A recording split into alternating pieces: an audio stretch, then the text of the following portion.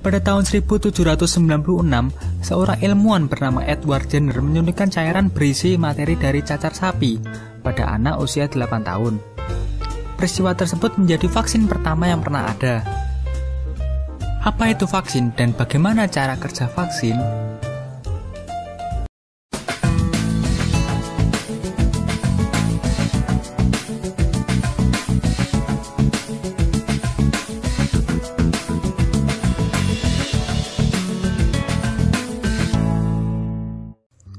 Untuk memahami bagaimana cara kerja vaksin, kita perlu mengetahui bagaimana sistem imun melindungi kita dari wabah penyakit.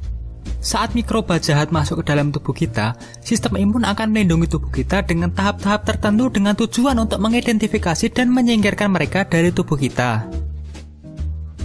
Tanda bahwa sistem imun kita sedang bekerja melawan mikroba jahat adalah kita akan mengalami batuk, pilek, radang, dan demam.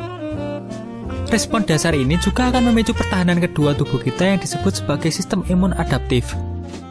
Sel spesial yang disebut sebagai sel B dan sel T bertugas untuk melawan mikroba dan juga merekam segala macam informasi mengenai mikroba tersebut.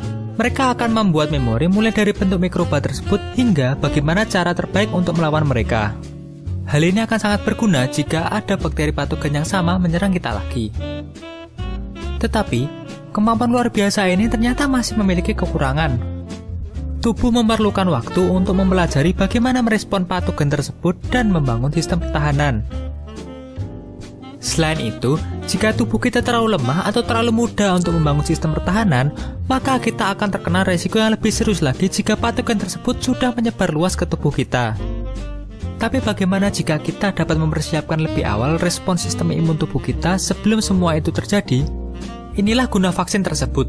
Dengan menggunakan prinsip bahwa tubuh bisa mempertahankan dirinya sendiri, para ilmuwan menggunakan vaksin untuk memicu sistem imun adaptif tubuh tanpa membuat tubuh menjadi sakit terlebih dahulu.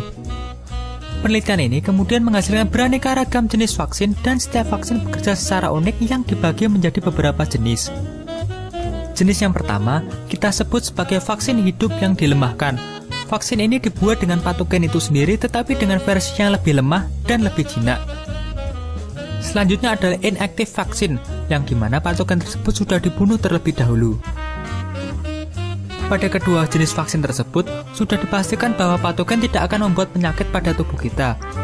Namun seperti penyakit pada umumnya, vaksin akan memicu respon imun dan membuat tubuh mengenali patogen tersebut. Tipe vaksin yang lainnya adalah vaksin aselular. Vaksin ini dibuat dari bagian tertentu dalam virus atau bakteri dengan menggunakan cloning dari gen virus atau bakteri tersebut. Saat ini, para ilmuwan sedang mengembangkan vaksin tertentu dengan spektrum yang lebih luas yang disebut sebagai vaksin DNA.